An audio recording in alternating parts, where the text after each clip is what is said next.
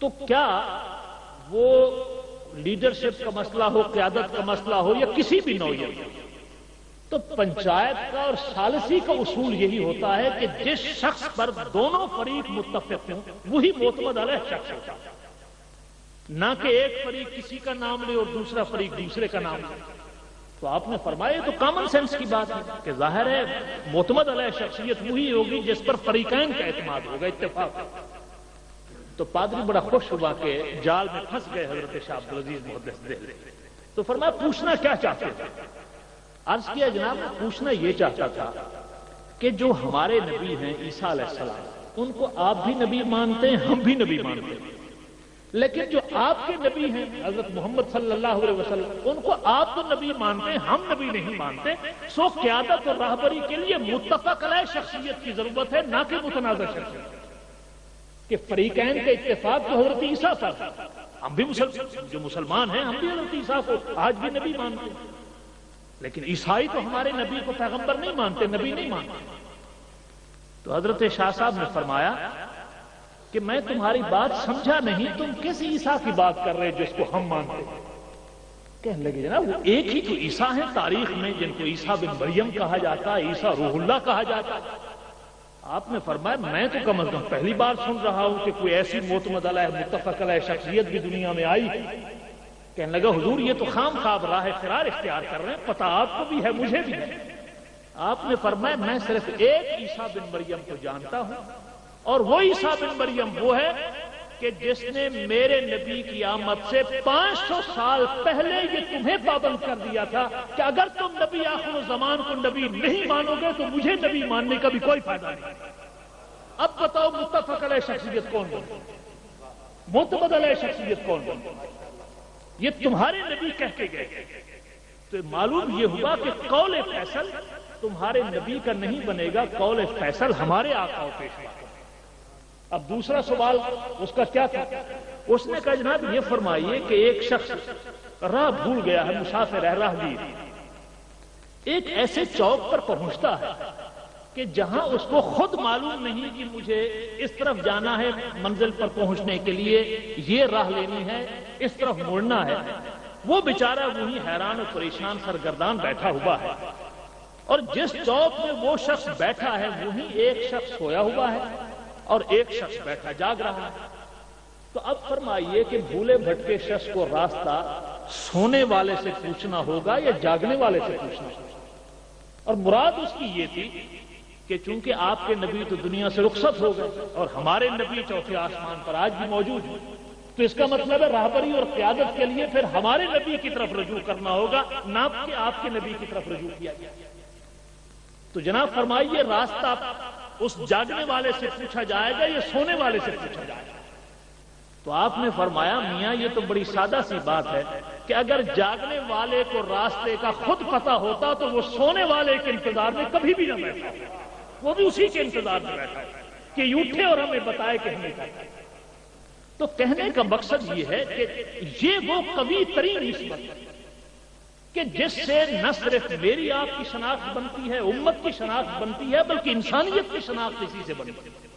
اور حضرت مجدد الفسانی رحمۃ اللہ علیہ نے تو یہ کہہ کر کے میں سمجھتا ہوں قلم توڑ دیا ہے اور حرف آخر کہا ہے کہ من خدا را بدی وجہ میں فرشتم کیا رب محمد، کہ میں تو خدا کو بھی خدا اس لیے مانتا ہوں کہ میرے محمد کا خدا ہے صلی اللہ علیہ وسلم۔ ورنہ خدا کا تصور تو ہندوؤں کے ہاں بھی موجود ہے، وہ بھی تو کسی بھگوان کو مانتے، لیکن ہم اس کو نہیں مانتے۔ کوئی دنیا کا شخص، کوئی مائی کا لال کسی خدا کا ذکر کرے وہ خدا نہیں ہے۔ خدا سچا خدا وہی ہے کہ جس کی تصدیق سرکار رسالت مآب صلی اللہ علیہ وسلم نے۔ اور دوسری بات کہ وہ احسان کرتے ہیں اور جتاتے نہیں، ٹھکرائے ہوئے انسانوں کو صرف وہی ہیں جو گلے لگاتے ہیں۔ آج اس محفل کی وساطت سے میں یہ بات کہوں گا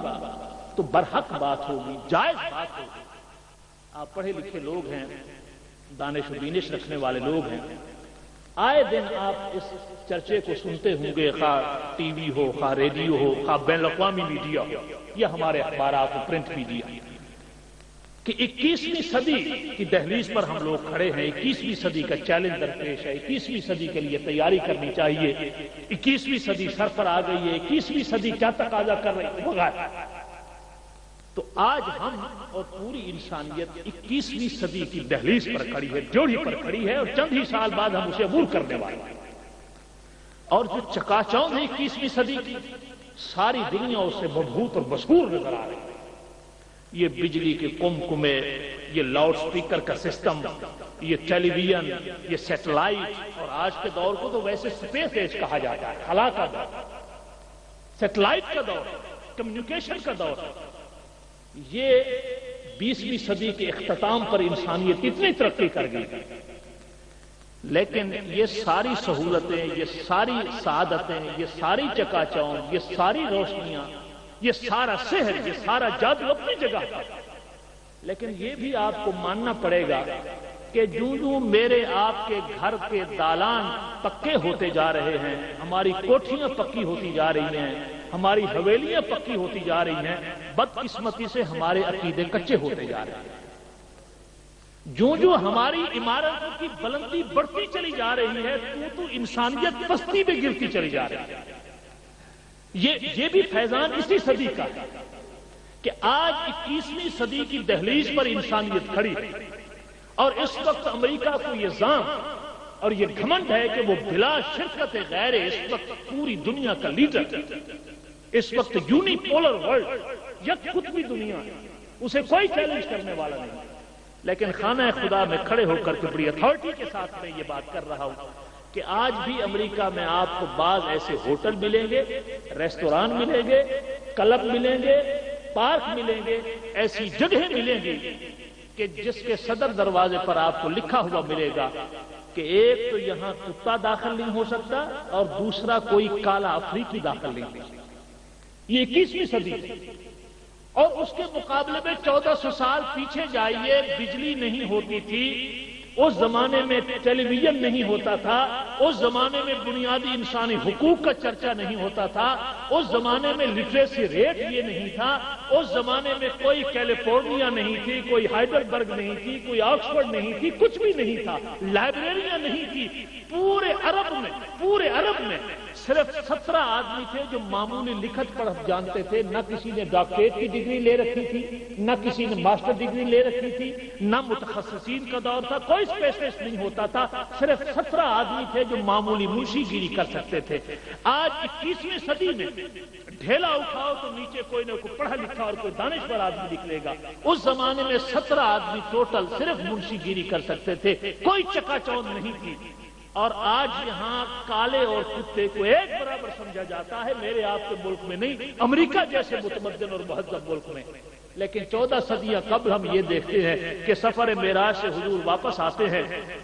اب چند غلام رفقا سامنے بیٹھے ہیں، حضور سفر معراج کی تفصیلات بیان کر رہے ہیں، اتنے میں جناب بلال مجلس میں حاضر ہوتے ہیں، تو حضور ان کو دیکھتے ہی بے ساختہ مسکرا دیتے ہیں۔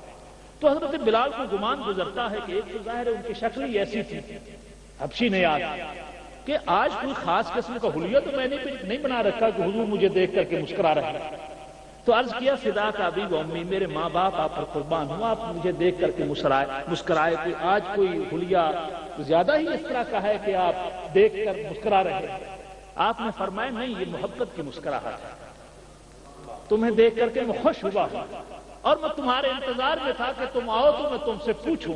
کہ وہ عمل تم نے کون سا کر رکھا ہے، کچھ ہمیں بھی بتاؤ کہ رات میں جب جنت کے معائنے کے لیے جا رہا تھا، ابھی میں نے جوڑی میں قدم رکھا کہ تیرے قدموں کی چابی مجھے جنت میں سنائی کہ 21ویں صدی کی دہلیز پر کھڑی ہوئی انسانیت اب بھی حقیر اور سفلی تعصبات کی اس سطح پر نظر آئے، اور 14 صدیاں قبل کہ جب نہ لکھت پڑھت کا دور، نہ اس زمانے میں UN کا کوئی ہیومن رائٹس کا چارٹر باقاعدہ مرتب ہوا تھا، نہ انسانی حقوق پہ کوئی کمیشن بیٹھتے تھے، نہ بحث ہوتی تھی، نہ اخبارات میں مضامین چھپتے تھے، کچھ بھی نہیں ہوتا تھا، لیکن احترام انسانیت کا یہ عالم تھا کہ یہاں اپنے ریستوران، اپنے کلب اور اپنے پارک میں کسی کالے کو داخل ہونے کی وہ اجازت نہیں دیتے، لیکن رسول اللہ نے تو حبشی نیاب کو جنت میں داخل کی خوشخبری دی کہ تم مجھے وہاں نظر اور اس سے بھی بڑا موقع جو تاریخ کے سینے پر آج تک رقم چلا رہا ہے اور انسانی تاریخ اس واقعے کو کبھی فراموش نہیں کر سکے گی کہ جب فتح مکہ ہوئی، جو اسلامی تحریک کا سب سے اہم ترین دن اور اہم ترین واقعہ فتح مکہ، کہ حضور کے لیے جب خانہ کعبہ کو بتوں سے پاک کر دیا جاتا ہے، اللہ کے گھر کو اللہ کی بندگی کے لیے خاص کر دیا جاتا ہے، حضور 10,000 قدسیوں کے جلوہ میں جب تشریف لے جاتے ہیں تو آپ فرماتے ہیں خانہ کعبہ اللہ کا گھر پاک ہو گیا، بتوں سے عرض کیا یا رسول اللہ پاک ہو گیا، اب آپ اللہ کی بندگی کر سکتے ہیں۔ تو 10,000 کا مجمع حضور کے سامنے کھڑا، قدسیوں کا مجمع، تو حضور بلند آواز سے پکارتے ہیں نا بلال، میرا بلال کہاں؟ حضرت بلال مجمع چیر کر کے سامنے آتے ہیں، عرض کرتے ہیں یا رسول اللہ میں حاضر ہوں، کیا حکم ہے؟ آپ نے فرمایا تم اس طرح کرو، کعبے کی چھت پر کھڑے ہو کر کے اذان کہو، پھر میں نفل پڑھوں۔ سیرت نگار لکھتے ہیں کہ حضرت بلال کو جب یہ کہا گیا تو وہ ایک نظر حضور کے چہرے اقدس پر ڈالتے تھے اور ایک نظر ان کی اپنے سراپا پر۔